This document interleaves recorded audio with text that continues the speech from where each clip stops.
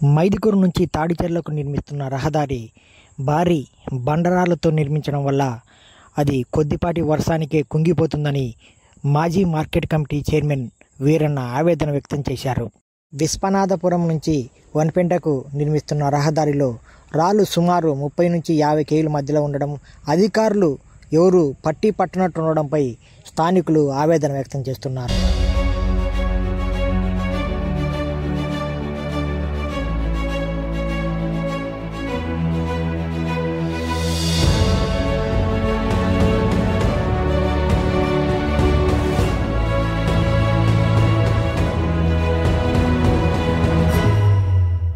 కాంట్రాక్టర్లు వెంటనే స్పందించి రోడ్డు నిర్మాణంలో సరైన పద్ధతిలో చేయకపోతే అధికారులకు తెలియజేయడంతో పాటు ఆందోళన చేపడతామని వీరన్న తెలియజేశారు.